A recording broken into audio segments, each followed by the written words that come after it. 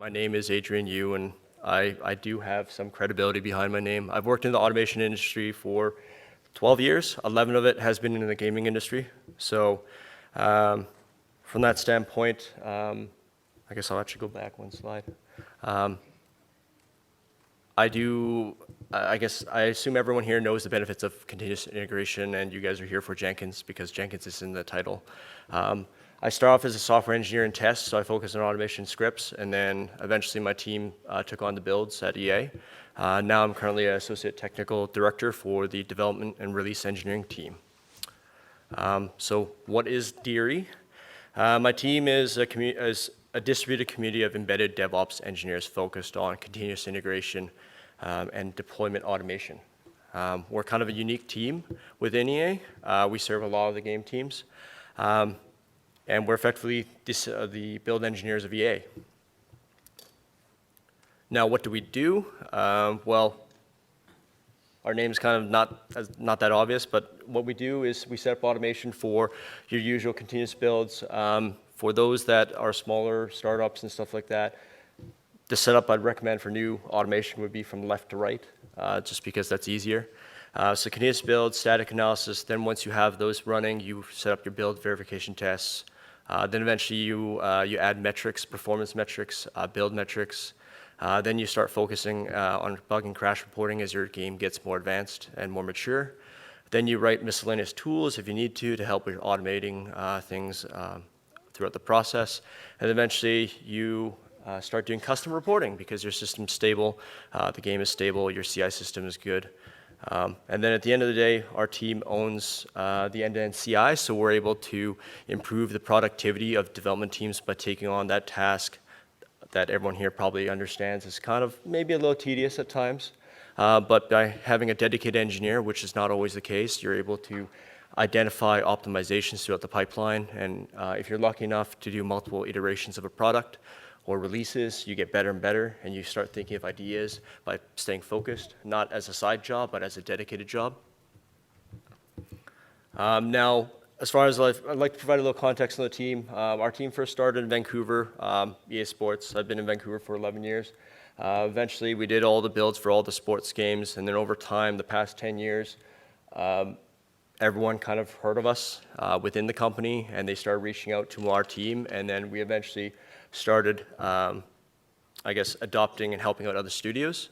So it's kind of a unique situation. We first started off as a team of 15 in Vancouver. We're now over 100 worldwide, just within the company, so it's kind of a unique situation. It's kind of a double-edged sword with this kind of expansion that we're lucky to have. By this, we were able to take over and inherit existing automation systems in different studios, as EA acquired them, or at least they started reaching out to us. Through this, my team experienced rapid growth and some of the pain points, which was the technical debt that came with it. So a lot of these studios had custom CI solutions built around their game and their workflows. This is good for them, but also bad for sharing amongst all the different teams.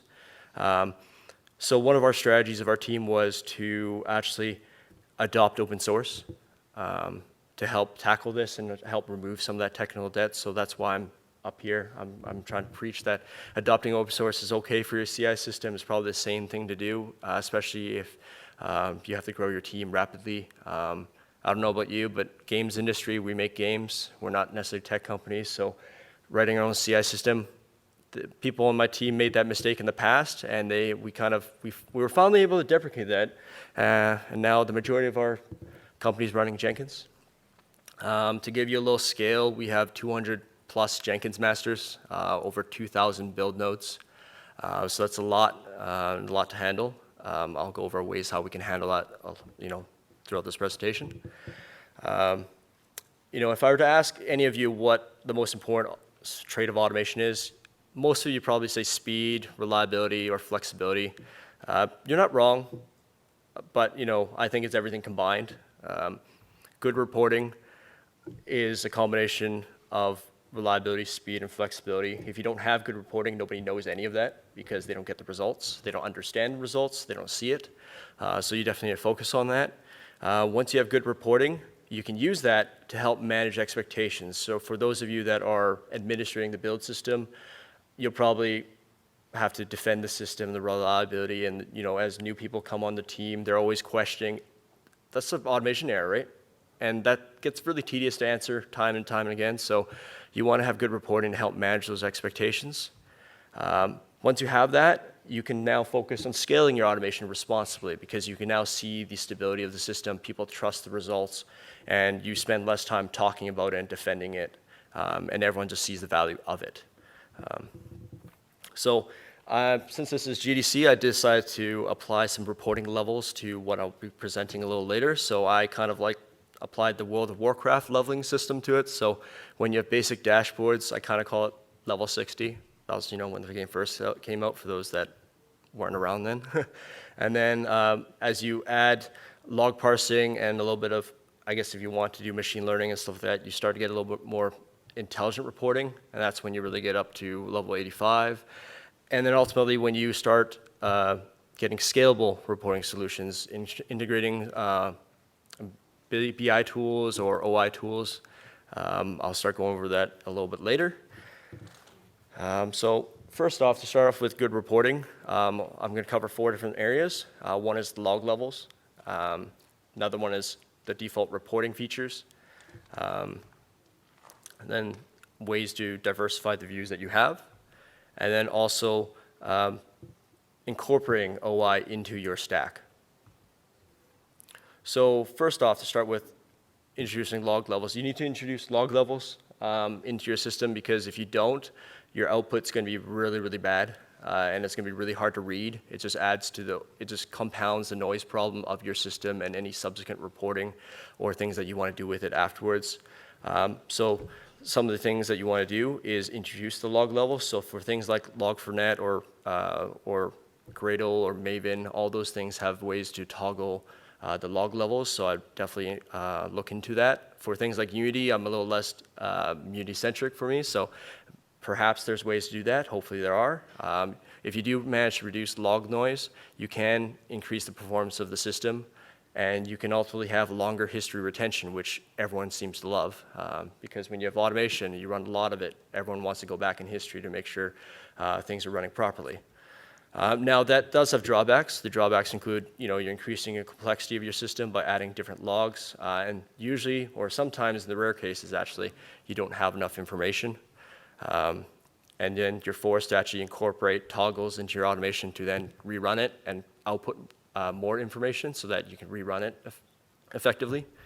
The second one of the things I recommend is leverage the default reporting features. For this talk, Jenkins, you should leverage it. So I'm going to start at the lowest level. So when I talk about configs, I think I use the Unity naming conventions here, but you master, release, debug, different code compile configurations. You want to have separate jobs for each one actually, and I'll go over that a little bit more. Then you start incorporating regions. For those of you that have multiple regions or SKUs, you want to add another layer on top of that, and then have those kind of chain the jobs underneath. And then, if you support multi-platform, well, this is just an example, but you then start adding projects or schedulers for that within Jenkins. So these jobs are nothing but shell jobs that trigger things and help summarize the results. And then at the end of the day, if you're doing multiple branches or streams, or whatever source control system you use, you add one level for that. And then this kind of gives you the layer architecture for reporting that you'll be able to leverage later on. It also gives you vertical silos too, so if you want to look at the specific configurations, you still have the freedom to do so. This is important to keep your automation levels modular so that you can then leverage it later on. Now, once you have that, I break down views into 2 different types. One will be the dashboards, and another one will be direct feedback. Once you've applied that layer concept, you can start diversifying your views into these sections. Because at the end of the day, what a QA manager wants to see, what an engineer wants to see, or a producer, they're all going to be different. And in the past, my team tried to design an automation system that satisfied everyone at the same time, and that was horrible. Some people were happy. There's always unhappy people. So you want to actually break that out. And for us, we actually broke out our dashboards into primarily 2 points. One for job overview, so you look at all that job reporting at a massive scale on a dashboard of some sort. And then second of all, you want to add health monitoring to your system. As your system grows, you want to make sure that it's in a good shape and that it'll continue to run. Now for direct feedback for the engineers, for the content creators, for all that stuff, we basically set apart 3 different ways, primary ways. Slack is one of them. Setting up dedicated Slack channels is useful. I'll go more into later.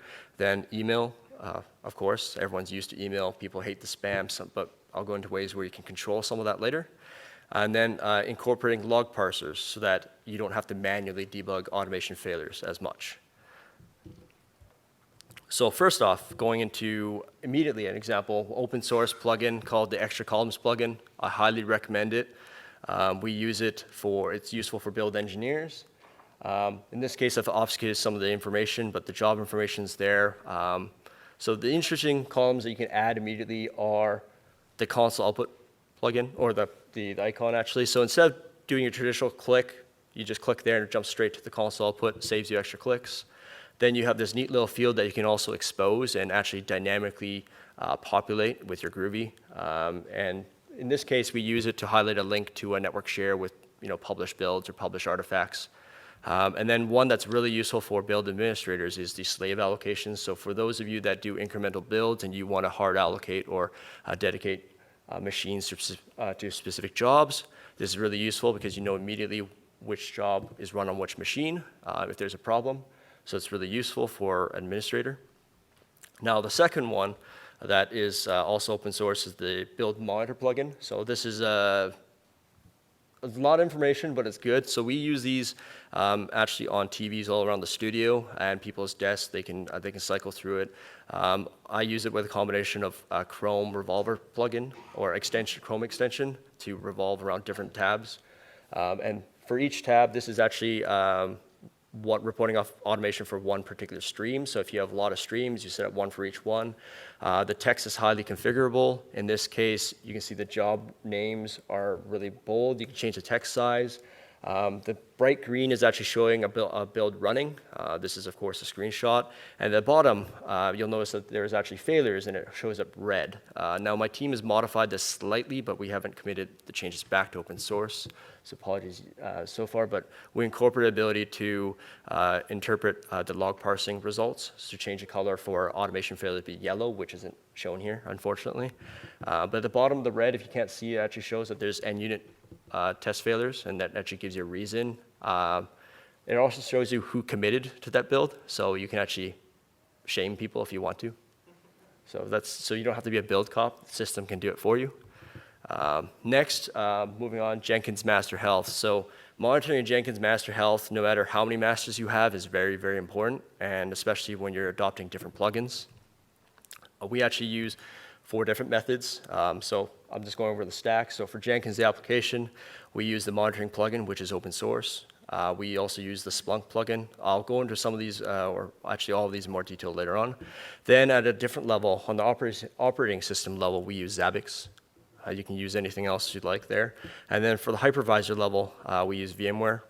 So as you can see, we have multiple layers of monitoring. So in case the Jenkins application becomes unresponsive, we can go down to the next lowest level. We have many different levels to go. Now the first one, the monitoring plugin, this is actually my favorite screenshot. It's a section of it. Through this, you can actually see the RAM usage and the system usage, the CPU usage. There's 22 or more charts that you can actually look. I won't show you all the screenshots to save time, but it's really powerful. It takes all of like 5 seconds to install and configure.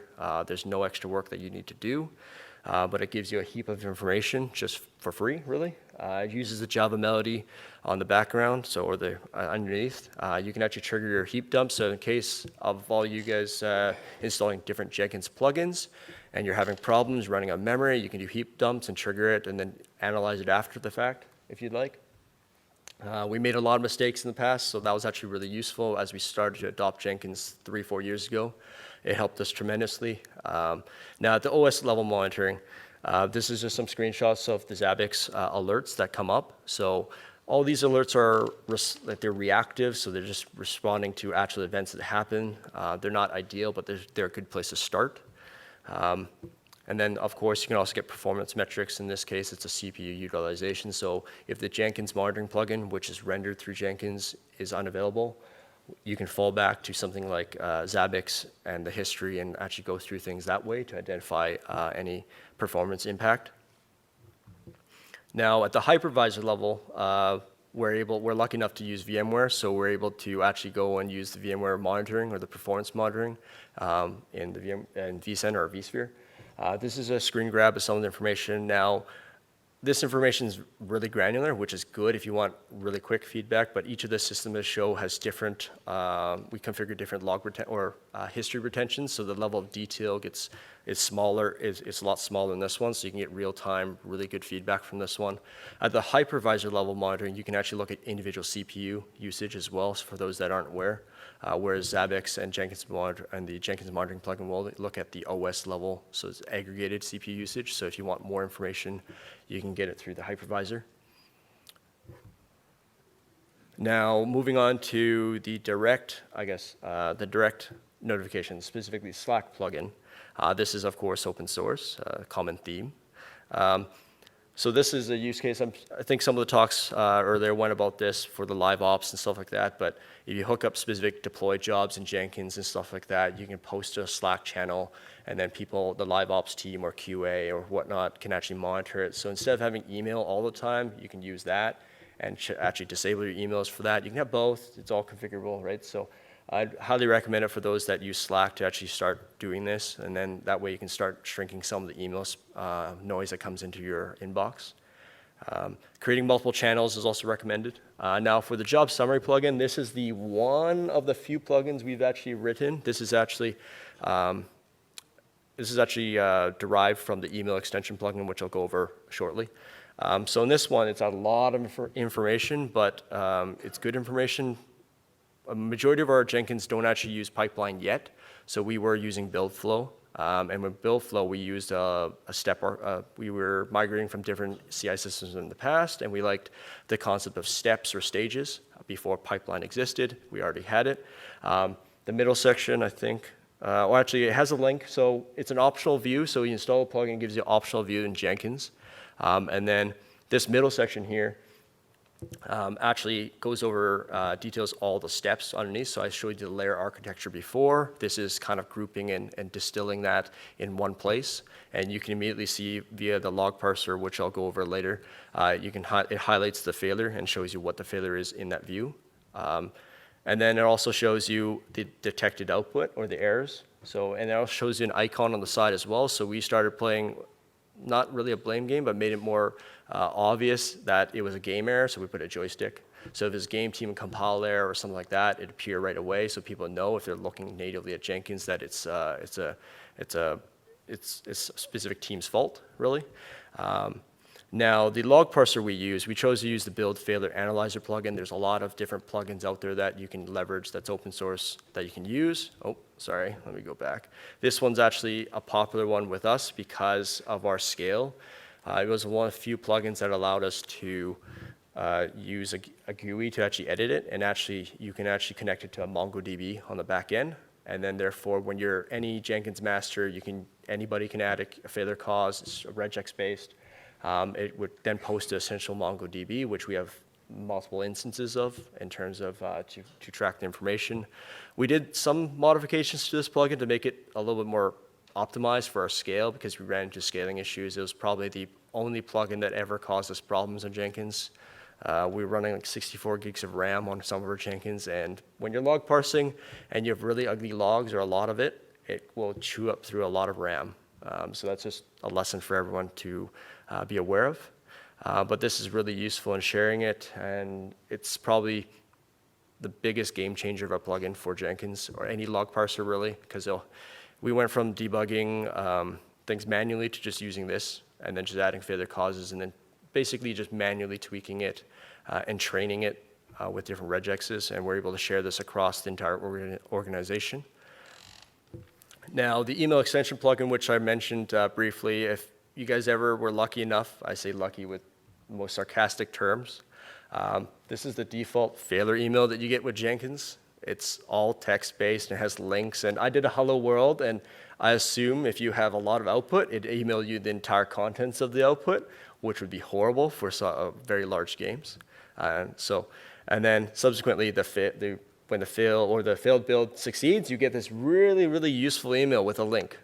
So it's not really ideal. So what we actually did was, in the email extension plugin, you can configure much better notifications for different culprits and stuff like that. We configure a lot of different rules. So I recommend that. And then I didn't mention before about the job summary plugin, but we actually use a Groovy script to generate the content. So the exact same Groovy script is used to generate the email content. So it looks exactly the same, well, a few caveats. But at the same time, one would ask, if you send emails to different culprits and stuff like that, do you have customized emails? Yes, we do, because it's Groovy based. You can then just condition it to send out different chunks to different people and different audiences. This is just one example. Now, and then following that, the failure email is also just as useful, or I guess it's improved. It actually shows you the change list that went into the build that made it pass again, so you can actually verify without having to click anywhere else, which saves everyone time. And of course, this is only sent to the people that contributed to the build, so it's not going to be noisy for everyone. And then, yes, the change list, I've hidden the names for, to protect people.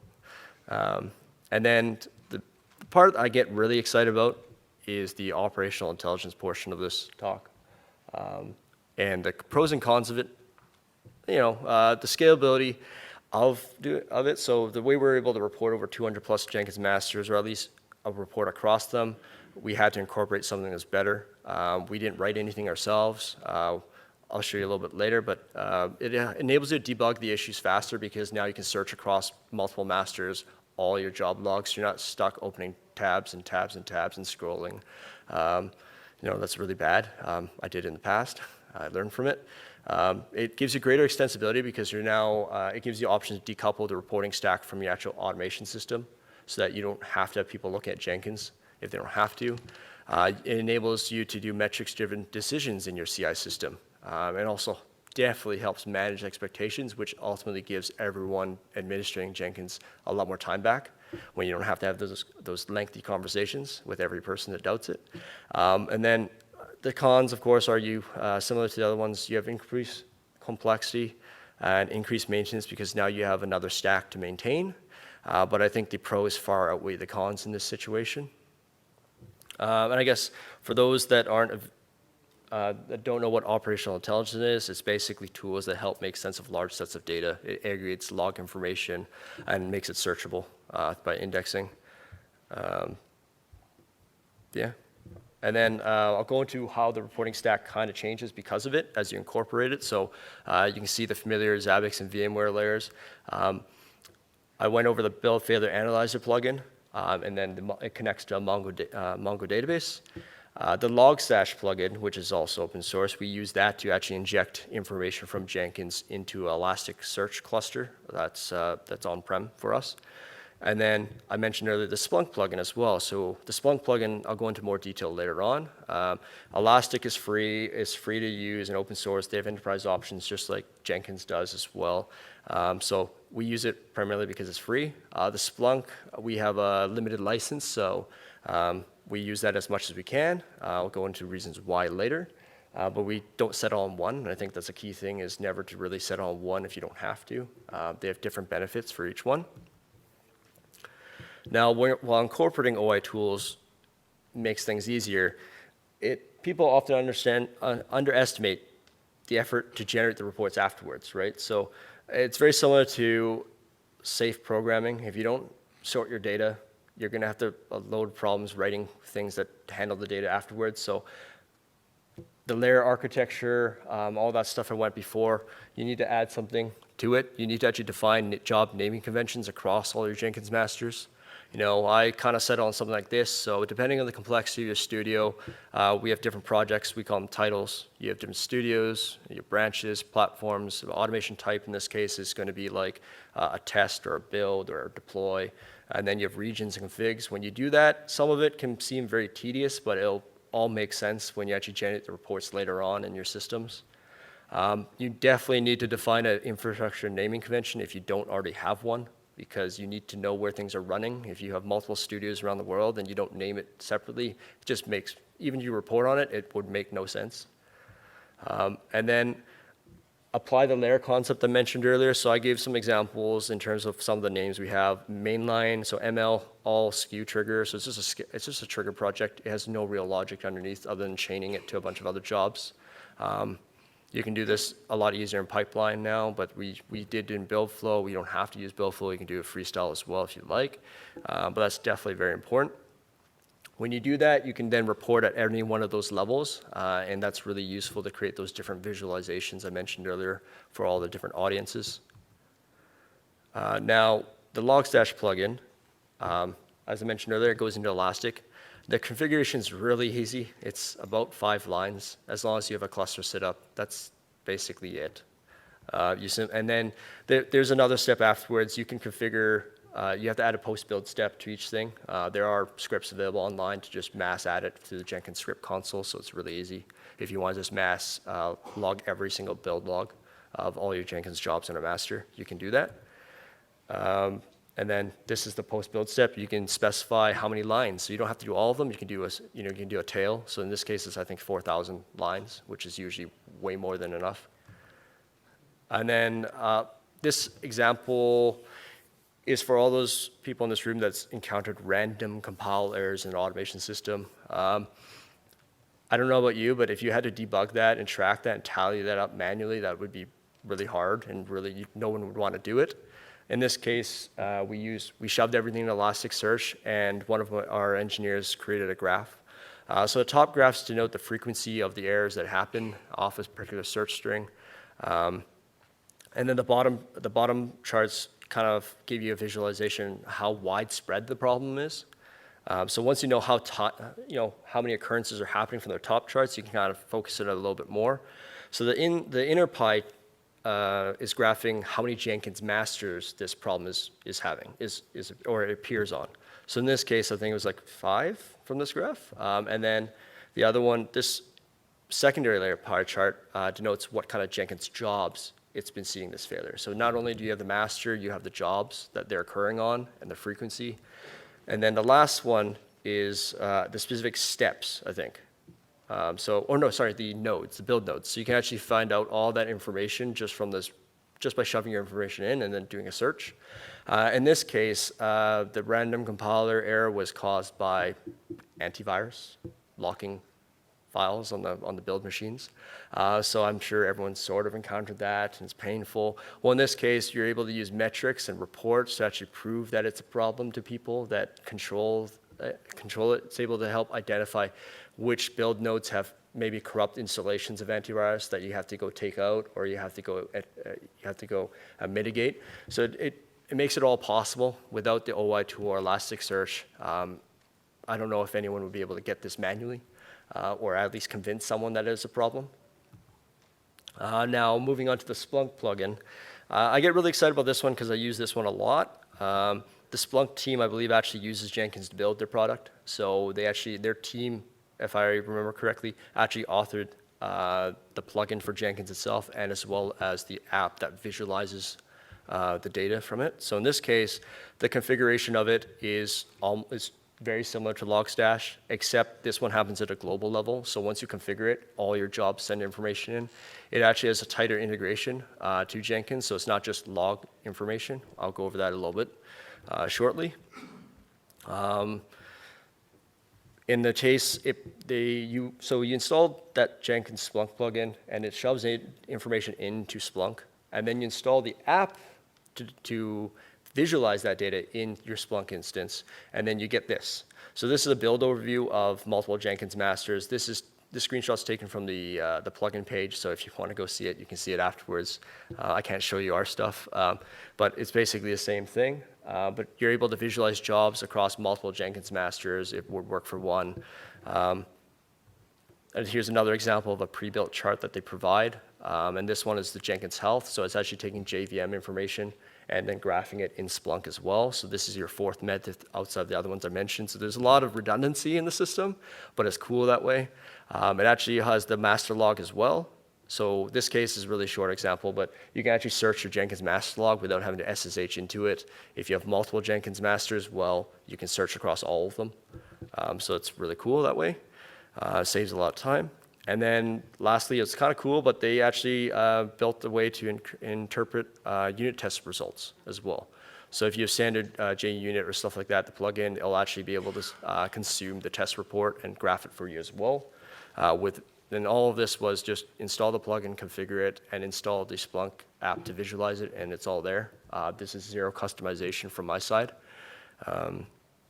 Really powerful stuff. And if you haven't noticed the bottom left, that was kind of like as I go along, you're kind of leveling up your reporting. So that's kind of a little thing I did there. Now, once you have that, that data hooked up to your OI systems, this is where managing expectations becomes really easy.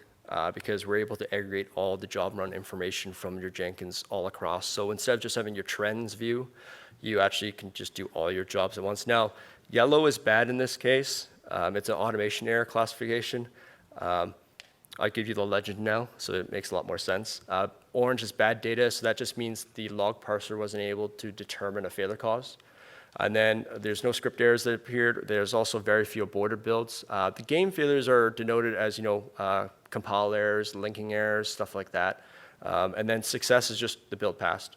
So immediately from here, you can see the system's either super reliable or super unreliable. So the big yellow part actually looks a lot worse than it actually is. Because if I hover over it in Splunk, it's actually just one. So this was a weekend for a really small for the project, so nothing ran. Only one thing ran and it failed, so it looks really bad. But you're able to just hover over and tell right away that there's no reason to panic. Now, on the exact same data, so this is reporting off the build failure analyzer data that is in MongoDB that we ingested into Splunk in this case. This is the exact same legend, same color scheme, same legend. This is really noisy. This is actually reliability on each project, Jenkins job. So each vertical column is a Jenkins job, but right now you're able to tell which jobs are stable, which ones aren't from the color coding, and it's really powerful for the build as an administrator of Jenkins and for my team to actually go and address problematic builds. Now, this example, there's full drill down capability. So if you hover over something, it gives you a number of instances. If you click into it, you actually get to draw, not the build logs, but at least the metadata that is collected by the build failure analyzer plugin. And you're able to determine exactly when it happened and other information as well. So it's really powerful that way. You can, of course, reconstruct the Jenkins job link. But because this data is in Splunk and not in Jenkins, if your Jenkins log history retention is really low, you can have a lot more longer history in Splunk. And the fact that Splunk and Elastic both compress the information and keep a lot more. So it's really good. Now, earlier you saw the graph about the overall project reliability of a bunch of automation jobs. Well, you can break it down by stream. So if you're a particular team or QA or producers or lead engineers focus on a particular feature stream or something like that, you build a report for them. And then they're able to consume that information. So you can have multiple ones. These are all screenshots of specific reports. You can have a dashboard with multiple ones, so it makes a lot more sense. But in this case, this is an example. This one actually has project names that you can actually see. So that's really good for them. Subsequently, the same set of data, I can generate pie charts to visualize which problems are the most frequent. In this case, the big green is actually a linking, I think, a dependency error, so it's not actually our fault. You can filter it by different failure categories within our system. So if you're a Jenkins administrator, we can look at specific failures. If you're a game team, you can look at other ones. It's useful that way. Once you have successfully managed expectations of everyone and people trust the system and they really like it, they're never happy. They want things to be faster all the time, right? So off the same set of data, noticing a theme, we're able to generate or calculate the mean, max, and min job times and plot it. Now this plot's kind of ugly to look at because it's got all the jobs or a lot of jobs. So I actually have filters at the top if you can't see that you can filter by job names and stuff like that. So you can filter it down across different Jenkins masters. This one I limited to just one because looking after everything would be a mistake. You wouldn't be able to see anything. Now that helps. We also do we also calculate the standard deviation, which is really useful for people that like tables and numbers. Because job times, not just speed, but people want consistency. You know, when QA has to plan for when do you start a build, when do they have to have people in to test? Inevitably, as much automated tests you do, you're going to still have manual QA come verify things. We're able to track, you know, how consistent the build time is. So, you know, if it differs 2 to 3 minutes or something like that way you can get a better ballpark how long or when to schedule people to come in. So it's really useful that way. Subsequently, you can also just plot a line chart. Now the line charts in the middle are kind of ugly because it was a weekend, there's no data. But you know, many types of visualizations that were built, you know, just at a fingertip from the same set of data. All these graphs would probably take me maybe 5-10 minutes to create, and then they're shareable across all the data. A lot less time than talking to individuals, might add.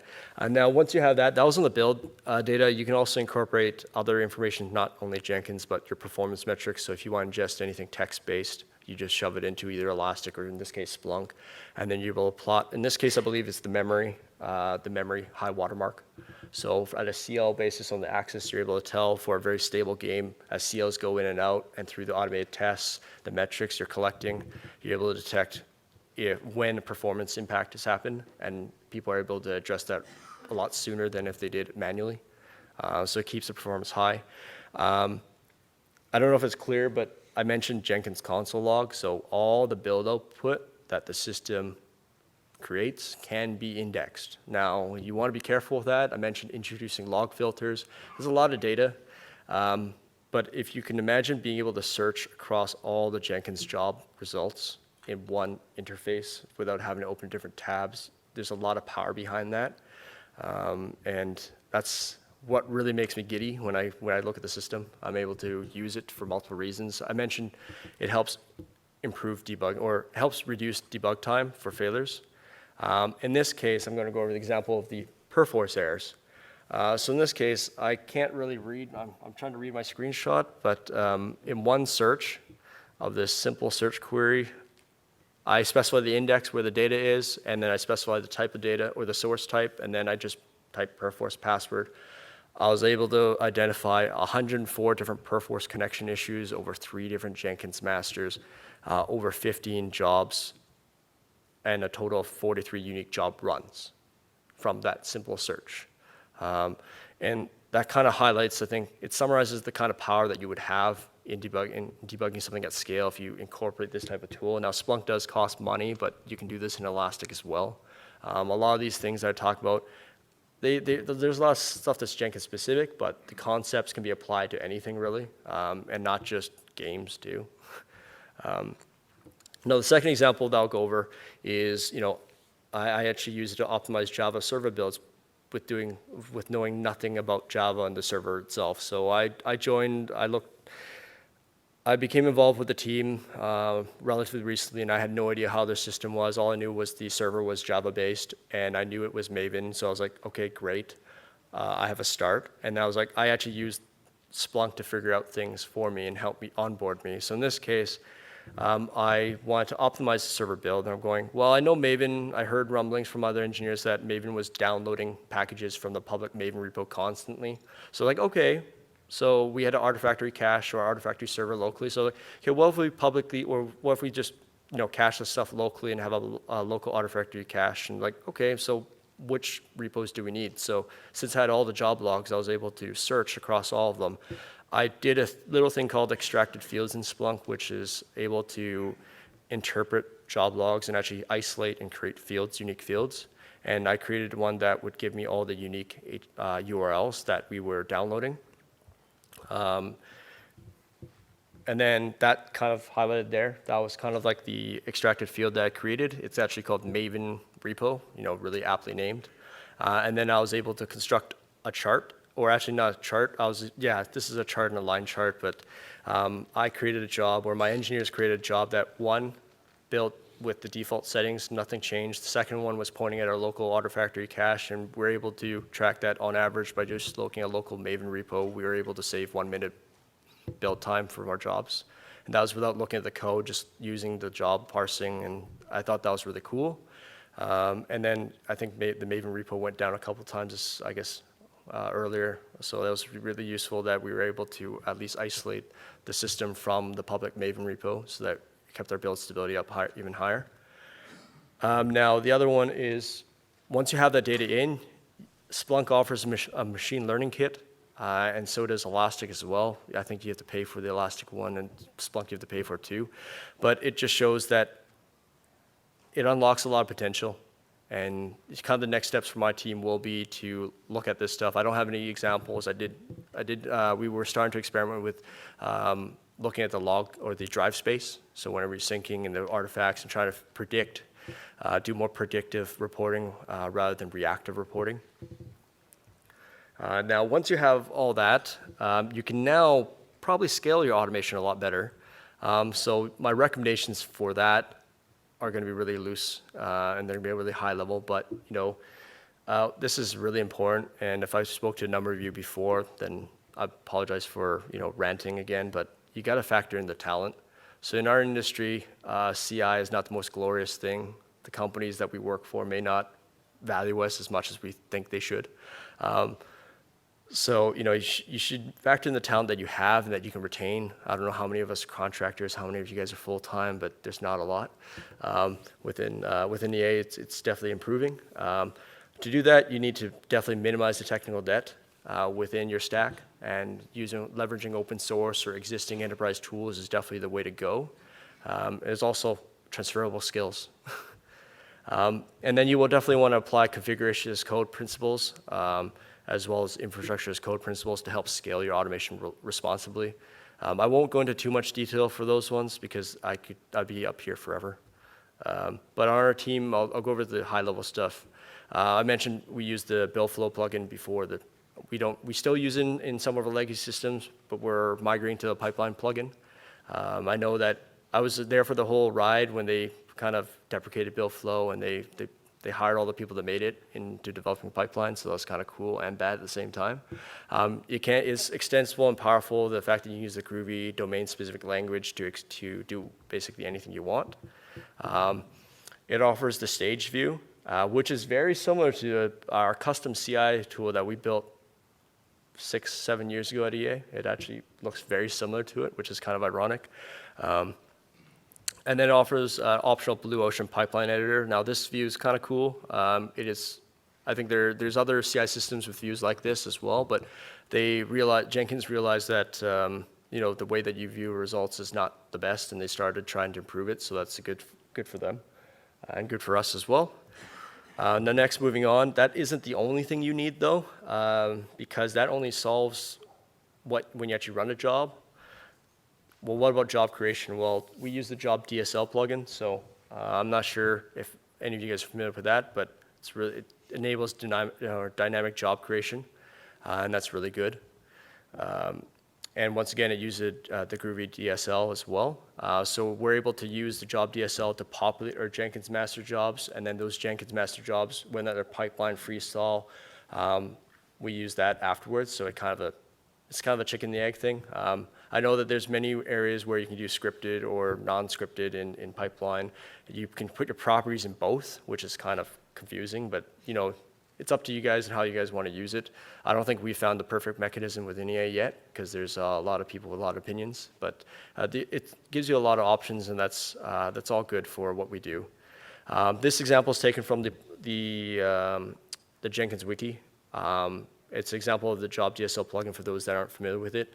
You point at a Git repo, and it will generate a unique job for every branch you have in it. And this is an example. This is cool. And if you guys are using Git, you can probably use this right off the bat. If you're using Perforce, I don't think they have something like this, or maybe they do. Maybe my team does. I don't know. I'll have to check on that one. But this is just an example of how powerful it can be. And it'll auto-scale your system. Now, once you have the ability to generate a lot of jobs, make them as complex, and manage them, using code, you're gonna need things to run it on, right? So, for us, we're using VMware for our VM stack, and then we use Chef to help configure the software installations on it. And I'd highly recommend doing that. The Chef is used to configure our Zabbix configurations, so it can do a lot for you. It'll save you a lot of time. We do use JFrog Artifactory. We're not completely adopted it yet, but we're starting to, and that will help us with tracking our builds better than just using network shares and Jenkins itself. I would highly recommend you not using Jenkins to store your repository because it's just going to blow up and you'll regret it later, because we do. And then next, we're exploring with Kubernetes. We're using Kubernetes environments to build most of our server stuff right now for what can go on it, and then of course Docker containers. But there's one thing I'd like to mention is we are experimenting for AAA, like the ability to use containers for that, but the jury's kind of out on that in terms of if it will give us proper returns or not, because it adds a lot of complexity to the system. Not sure if the performance gains or the flexibility is worth it at the moment. In summary, your automations is only as good as your reporting.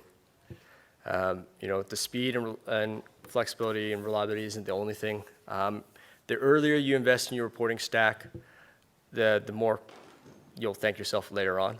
You never know when you're going to go big. You never know when your system's going to go wide. So as long as you have that flexible reporting stack and scalable, it'll just help you out in the long run. And also, it will help reduce your technical debt by doing that and leverage your open source as much as possible, or enterprise tools if your company has the money to do so. That's really, really important. And then, of course, once you have that, I'm sure everyone here has had to deal with engineers, so you have to manage the build system. Use it to your advantage, manage the expectations. And then, last but not least, I think I said everything else was important, but this one's the most important, factor in the talent. So, if you have a big team, a small team, a permanent team, use those in deciding what kind of tech stack you want. What I said is one option of doing it. It's our constraints and what we live with. I understand that it's not perfect for everyone.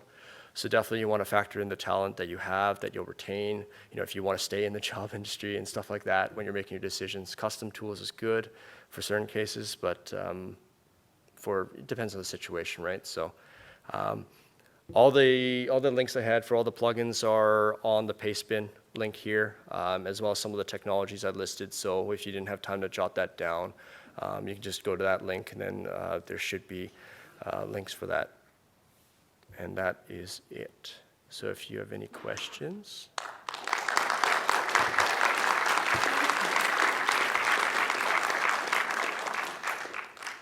I guess if you have questions, please go to the mic.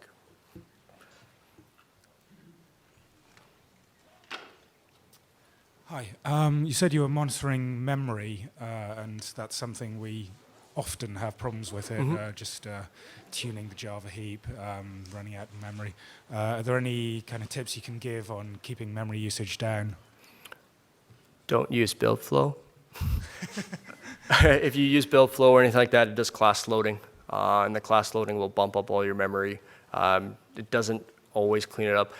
I mentioned earlier we have 64 gigs of RAM on some of our masters. Not all of them have that. It depends on the scale, number of jobs you run concurrently. It really depends on the complexity of your jobs and how much you use it. So there's no master solution for it, but the monitoring plugin I definitely recommend you using, and you can try to get some information from that. If you use log parsing, it's not the perfect thing. It's a double-edged sword. It makes it really easy by using the build fail analyzer plugin or other log parsers, but you're using the Jenkins master to do it. I don't think I found a Jenkins plugin that will offload that to a node yet.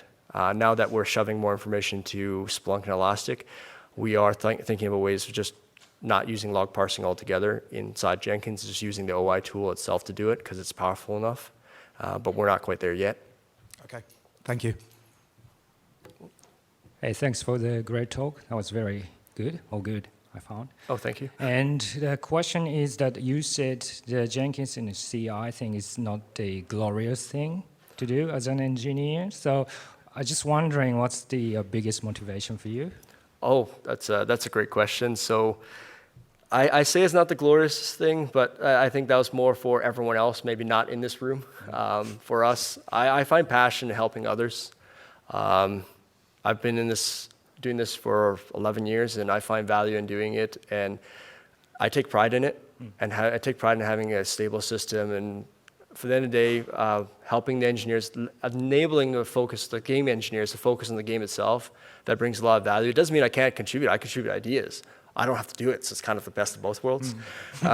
We also don't pull as much on our team. We actually don't pull very crazy hours at all. I think within EA, we have one of the highest retention, like internal retention. Like we don't have no turnover rate really. It's really low. I mean, outside of the stuff that we can't control, like contractors and stuff like that, we try our best. The company is warming up and doing a really good job doing it. They recognize the value. But I mean, I think for everyone in this room, it's really valuable that we do what we do and to share with one another. And I think going open source definitely helps each other out because we can then share things like this. Right. Yeah. Yes. Thank you very much. Hey there. Thanks for the talk. So quickly, just two questions. I guess first, for mid-sized companies, we have enough trouble just convincing our clients just to at least use CI/CD in any capacity. But you didn't. I may have missed it. You may have talked a little bit about sort of your deployment best practices. And when we're working with our clients, we're already trying to convince them to use Jenkins. But what tips might you have for deploying sort of hundreds or tens of gigs of data to servers or wherever, I guess, for companies or clients that might not be comfortable deploying them to, say, Dropbox or Google Cloud or something like that? That is a very good question. So I'm lucky enough to not have that problem myself personally. Within EA, we have our own a team called RPM, Release and Preservation Management. So there's a talk earlier about preserving stuff. We work directly with them. They also manage the distribution network. So I know that we use a dedicated hardware to do that, to securely transfer data like that encrypted. We do it to I think Amazon. So that's just an example of how you can push things to the cloud using dedicated hardware. Now the piece of hardware is quite expensive, but when you're looking at securing things and not increasing your software side, I mean, other than secure FTP. I mean, that'd be the free stuff to try to use to start with. Yeah, it's start with. We also, within the company, we use WAN accelerators, wide area network accelerators hardware. So that's also expensive. But I mean, there's hardware options for optimizing that, and those are specifically used for, your code-developed studios and stuff like that, and your big games, right? Now, as far as convincing people to use CI, it's hard. It really is. There's nothing harder than convincing people that don't want to change. The quickest way, and that's why, if you have time and you can invest in Elastic, if you have money constraints, definitely go down that route first. Hook up the data, start using it, generate the reports, get buy-in with those reports because execs, non-technical people love those. Even technical people love that because numbers shut people up. So if you can do that, then that's the way to go. And then I mentioned a slide deck about setting the automation. Set up the builds first, and then your static analysis. Those are the easiest to do, and they'll start getting you some returns. The test will be the most difficult step, I think, because you need to decide on a test framework. Every game is different. If you're using Unity or Unreal, I think you have your leg up. That they have test frameworks that you can leverage. I know some parts of our team or our company do that. So I think you just need to analyze it. But there's a lot of free options I said there, and that was kind of my inspiration of the talk. Was we also use free stuff, and my team, we will be looking at contributing some of our stuff back to open source, but I still need to go through most of the red tape.